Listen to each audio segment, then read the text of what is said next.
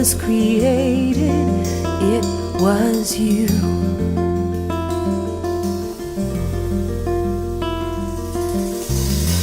Now that all is created, it is you.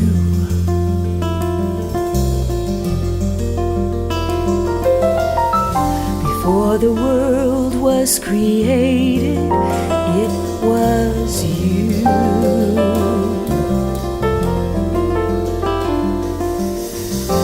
Now that all is created, it is you.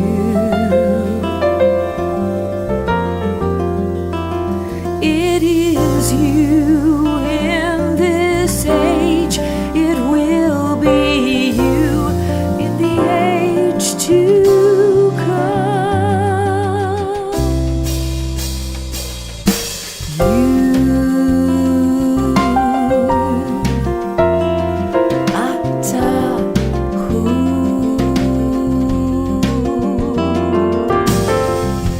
Lord our God in the earth, it is you.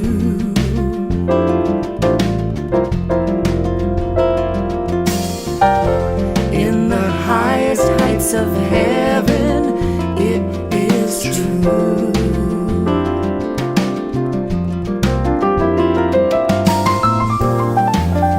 You are the first, you are the last, there is no other God but you.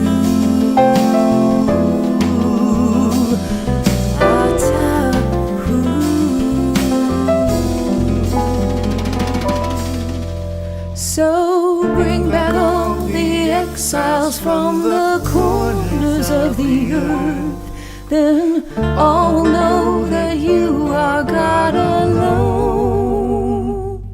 Show your loving kindness, gather all of those who hope in you.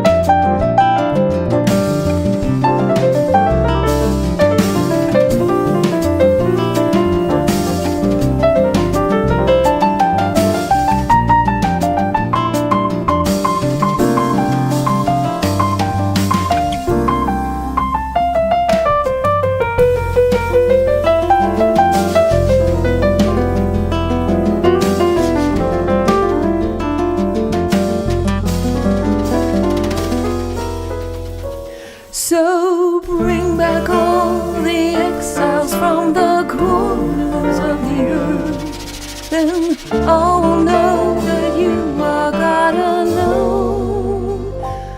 Show your loving kindness, gather all of those who hope in you.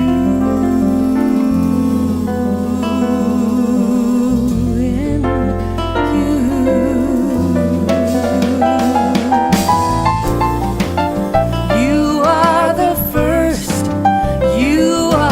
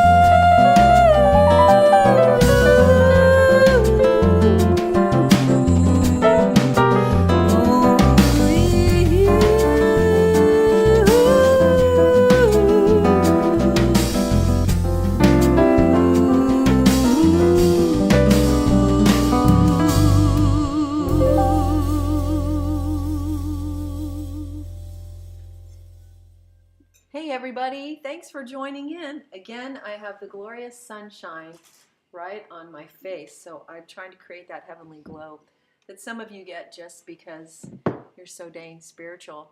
But here is my website, julielavender.com, and you can see the albums that I've got out. You just heard something from the Sudur Project, and which is why I pulled that up.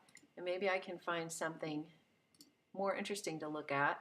I want to draw your attention to Dream Farm Radio this week because if you'll notice here in the top right hand corner, that's the play button, and you can hear my Jazz Thanksgiving episode. It's a little early. I thought I had it scheduled for next week, but there it is. It'll get you in the mood. This week's episode, Thanksgiving Celebration from the Farm, and it's really cool jazz music, but being me, I'm always bringing in kingdom. So you will find that all over this episode this week. And so you're going to want to go to Dream Farm Radio. And do you see that if you just fill in here on the right, you get to get free weekly episodes of the show.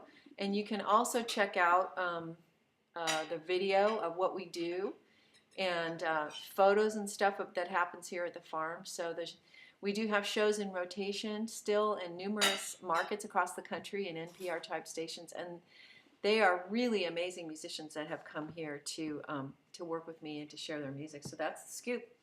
Sorry I wasn't with you yesterday. I had a personal day and got taken care of, some things taken care of.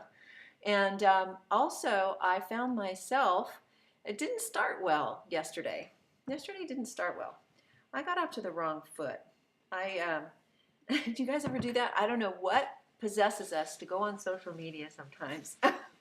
And it's a very unsettling feeling that you get when you think you're going to sort of see if the world is safe for your thoughts and ideas or to see what's out there. And instead, the idea of social media interaction can sometimes create a greater anxiety. So I actually had to go back and start my day all over again. I got so distracted by the way a friend of mine was being treated and then responding in a way that wasn't helpful on my part that I literally was hours behind what I normally wanted to do. Do you guys ever feel that way?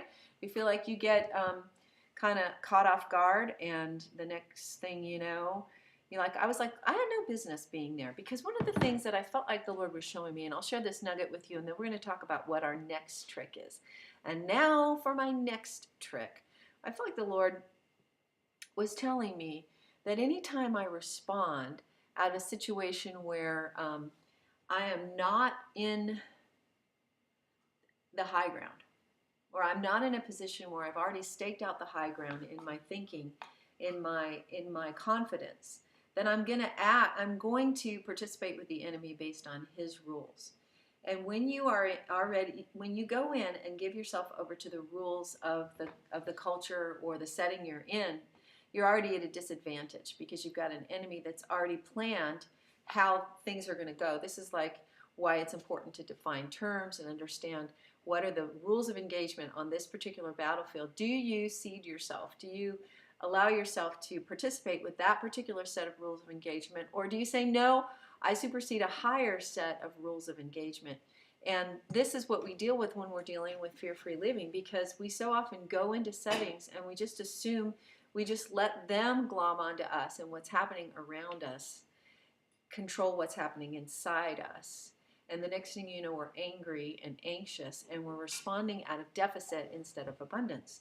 And so I realized that when I saw what was happening to my friend, I wanted to rescue her, and I felt like the sky would be falling if I didn't, and it just wasn't right. So I hopped on and made my comment, which was actually a very good comment. But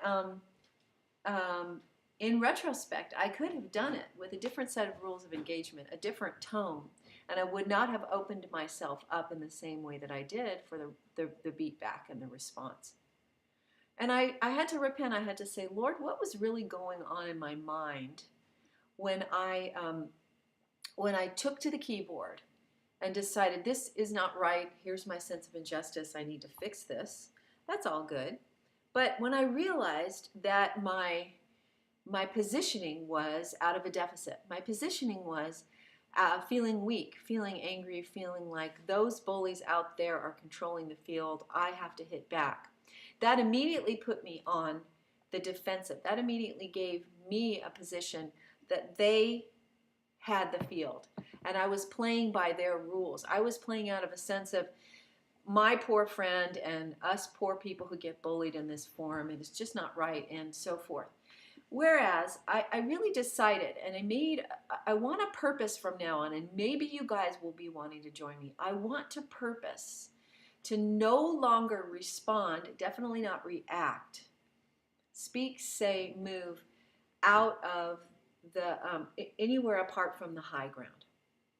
My purpose, I purpose by the grace of God to stay in the high ground, to stay in the place of confidence, security, and abundance before I respond, before I launch off, pop off, activate, do my thing. How can I move from the high ground? How can I move out of a set of rules of engagement that give me the leverage and the advantage?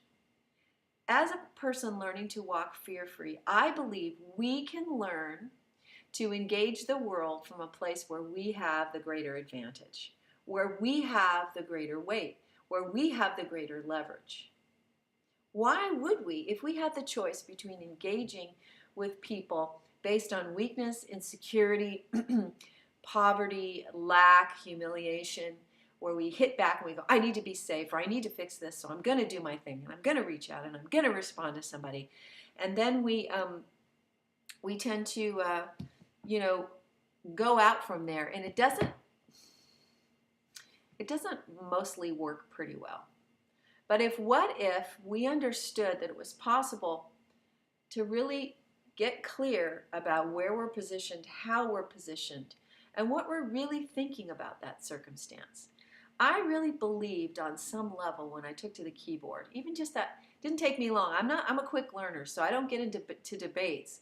But somebody decided to research my profile on Facebook and call me names based on what I do with you guys and things I believe, just because I stuck my neck out in the way that I did. They got down and dirty, researched me, and wanted to say something nasty.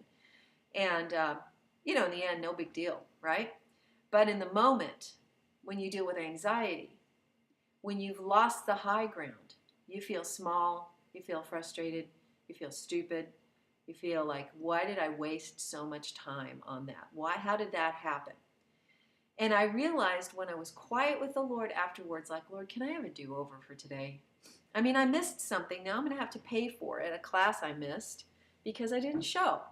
It's costing me. It cost me my several hours of my morning. It cost me walking in peace. It cost me just to pop off out of a reaction here, my friends, that this wasn't going to be okay, that we weren't on the winning side, that somebody had to fix it, somebody had to rescue, somebody had to make it right. And we do have to act, don't we? We do have to bring justice in the earth. We really are the ones, and I talked about this on Monday, who carry in physicality. We have to make things right on this planet. God's not, we can pray all we want, but he needs humans, he needs to be enfleshed in us and our choices and our investments on the earth. So we really do have to act. We really do have to stick our necks out. We really do have to speak up. All that's true.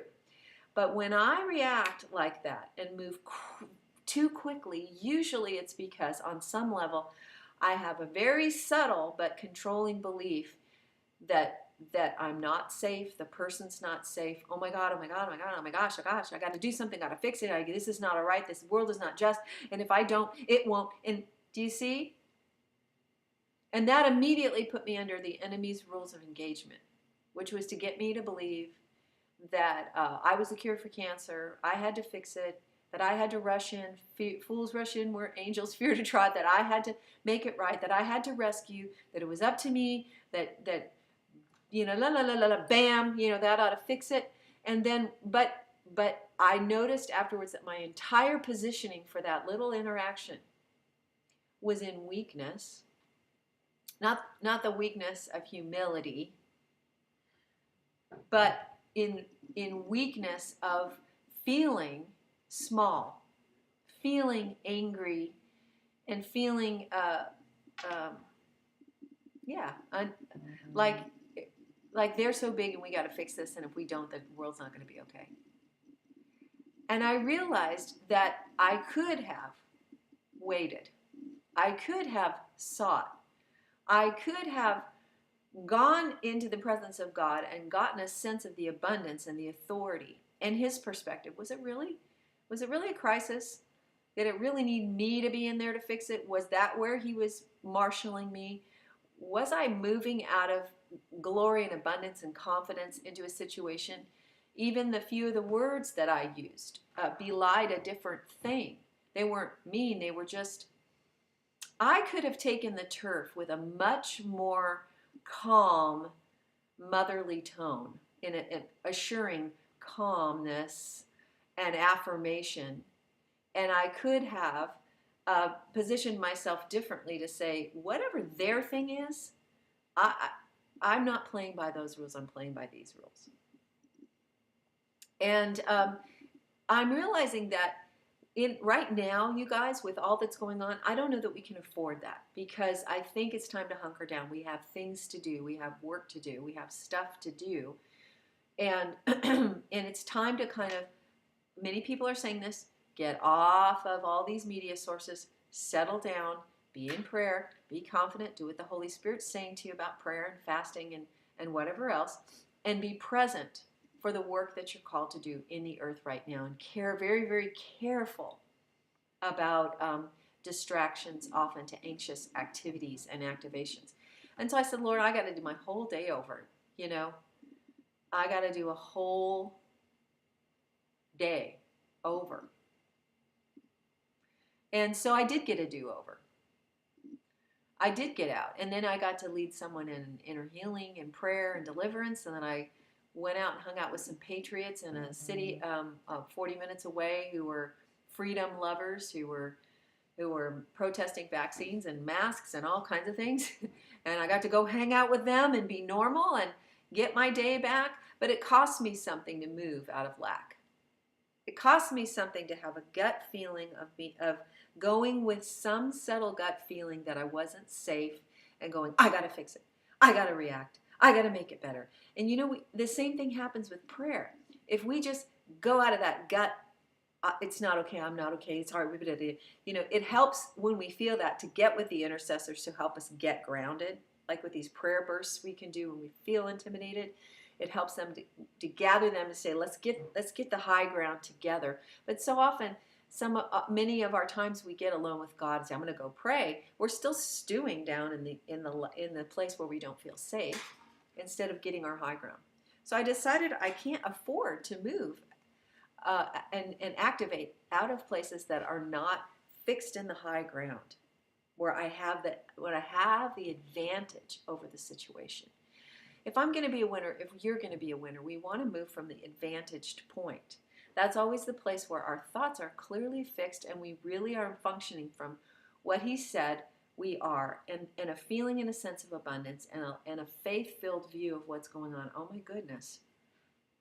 What could God be thinking about that? Because I'm feeling real insecure about that. I'm feeling threatened by this conversation and this interaction and this bullying.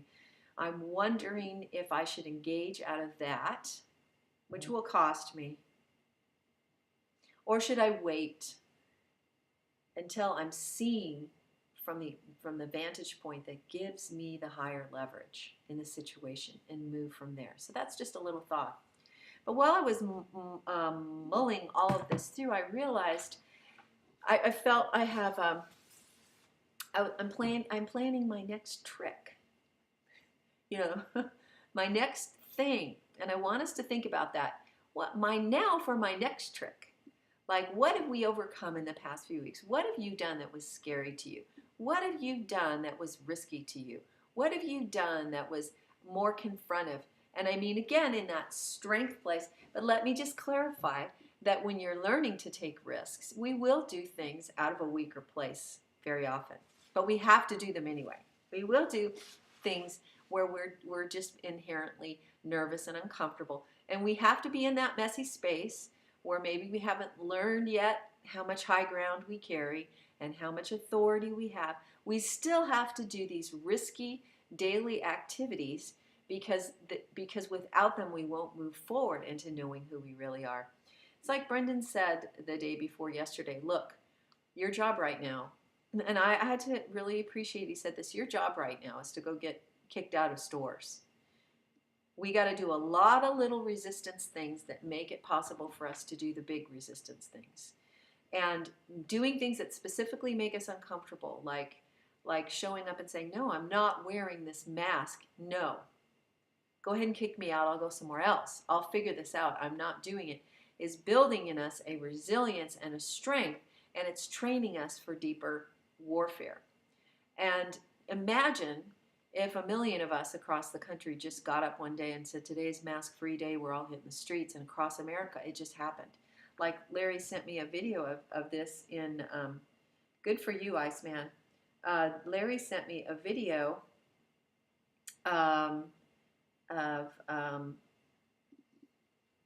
in Italy where they're just all crowded in and they're screaming, and it was 11 days of protests and they're just waving their masks in the air. Wow. This is what we need, and I think that we're moving toward that. I think that's something we're going to have to do. We're going to have to take it back. And so we've got to build the resistance in us. We are the resistance. We have to build it in us, and we have to become the people that, the left did this. They infiltrated institutions just so that they'd get kicked out and they could sue us, right? Leftists infiltrated and purposely went to the Christian cake bakers and said, we're going to demand that you make us a cake for our thing, even if it's against your personal beliefs. And they did it on purpose. They were probably nervous, but they were ready. They resisted, and then they sued the pants off of the cake bakers, didn't they? And different other people.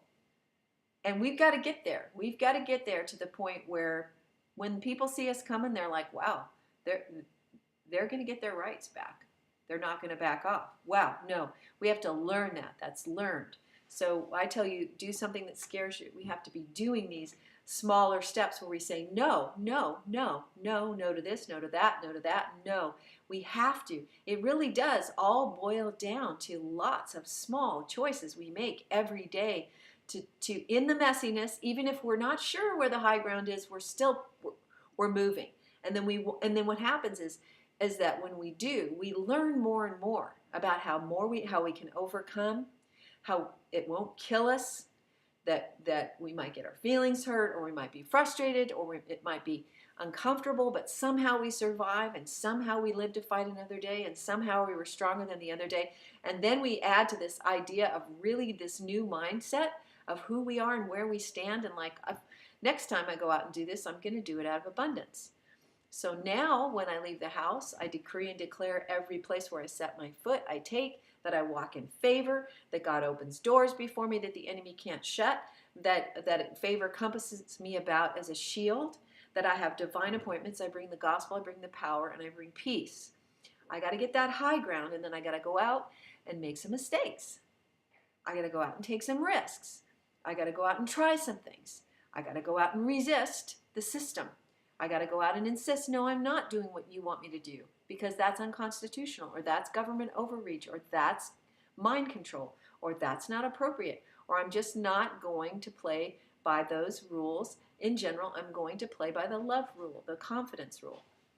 And so that really is our right now, we're not being asked to take up arms. We're being asked to pray, stand, resist, and get our work done. Get our work done. Show up at our jobs, show up at our offices, doing what God has called us to do, creating, building, sustaining, nurturing, communicating in our businesses, our lives, our homes, our families, right? We've got work to do. We have to stay solid and clear. We have to get more and more and more mobilized into strength. Make my forehead like a flint, oh God. Make my forehead like a flint. I don't think David just said, well, wait until I feel really flinty and then I'm going to battle. I believe the pattern in Scripture is, yes, we're asking the Lord for that strength as we move into the thing we know He's called us to do. We're moving into the battle. So train my hands for war. We want to get all trained up, get a word from God, have an angel appear and say, now head out. But God's pattern is, this is what I've told you to do. Go do it, stand on it, and trust that as you go forward, your forehead's going to be like flint. Your arm, that I have been working with you and training you for battle. And so I am planning a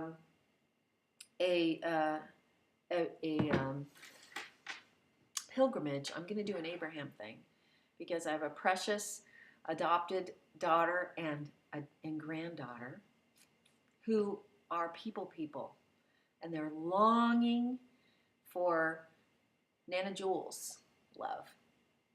And I'm going to get in a car, and I'm going to drive down to Maryland.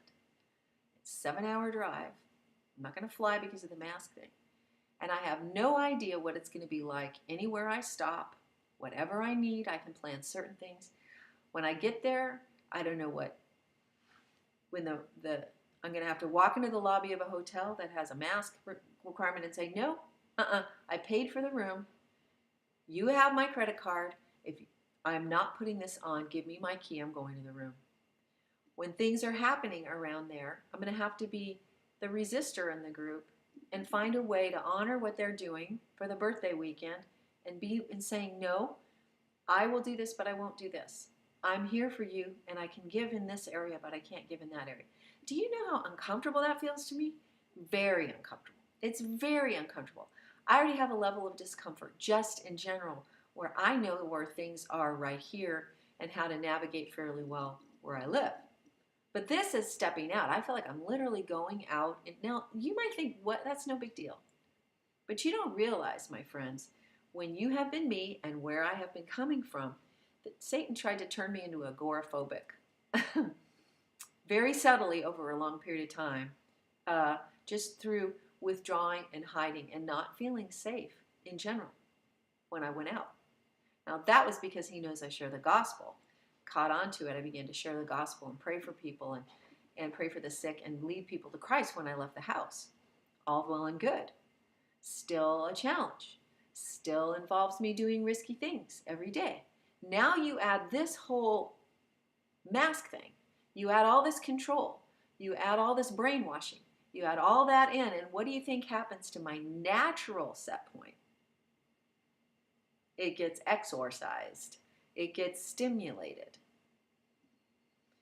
And yet I said to the Lord, how about you and I go have an adventure? How about I really put my money where my mouth is and do something that makes me uncomfortable? Really uncomfortable. I mean, more than my regular uncomfortable. I mean, more than my regular go-to things on purpose that scare me. How about we do a pilgrimage? And I thought, apparently it was like that for Abraham when he left his town, and the Lord said, I'm going to go to a land, and that I'll show you. He's like, what land? Where? How long do I pack? How many clothes do I need? How many camels? What kind of food? I'll let you know on the way. I mean, I got a lot to study to remind myself about the story of Abraham. But I feel like that. I feel like all the things that I say all the time, I'm now, for my next trick, I'm planning a pilgrimage where I'm going to be in a level of dependency that for me raises the bar. For me increases a potential discomfort inside. For me makes me take that high ground and say, I'm moving from here. Because what do I say? What do I believe? He divinely orders my steps. I am his child. He sends me forth on missions of mercy. He goes before me. He opens the way. He prepares the table before me in the presence of my enemies. Well, for my next trick, for my next FearFree exercise, I'm going out on purpose to do something that maybe is no big deal for you, but is a big deal for me. And I'm doing it because of people I love. And they'll know by the end that it was a big deal. I'm going to be 7 hours one day in a car, 8 hours on my way. Why am I telling you this? Because here I am bloviating day to day with you. And one of the benefits of doing that and showing up is simply that it keeps me, the favor of the Lord will be with me. Amen, Larry. It keeps me honest when I was much younger and much more traumatized, and there were many things that were undealt with, the pain levels were higher, the depression levels were higher, the avoidance levels were higher, the relationships were less stable, I was emotionally shut down, I was a master avoider. I was very good at the outward, extrovert personality, while at the same time I played the game and avoided the things God wanted me to do and hid out. And so I got a lot of the big chunks. But what did Brendan Dilley say to us this week? Right now, our job is to resist. Resist, resist, resist, resist. Resist the control, resist the brainwashing, resist the depression, resist the nervousness, resist the negative thinking, get ourselves kicked out of stores, get ourselves ready, because we're going to have to take it back. So what's your next trick? Have you had some success expanding your borders daily with things that make you uncomfortable, that stress you out, that make you reach beyond your comfort zone? Kudos. Good for you. Then you already know how much stronger you're getting. You already know the fruit that's coming from that. You already know that those things that really then, where you get a lot of pushback, that's your trail to follow into your inner healing. When you stuck your little neck out and you got slapped back down, and then you went back into the cycle around the toilet bowl of shame and anxiety and darkness, well, that's your cue to get your emotional healing going. Emotional Healing in 3 Easy Steps by Dave Hayes, by Praying Medic. Very good. I combine it with breaking of inner vows, disagreeing with lies, casting out demons, forgiving. Oh, I should have done that last night with this young lady, but I'm going to help her work through some forgiveness.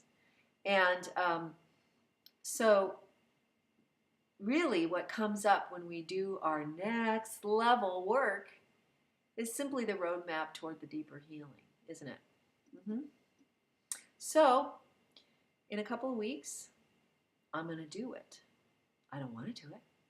I'd be so relieved right now if somebody just said, nah, don't come and cancel the birthday party. I'm telling you, I would feel that thing I talk about when you get ready to risk and your body amps up and your inner life, your body begins to protect you because on some level you believe you're not safe.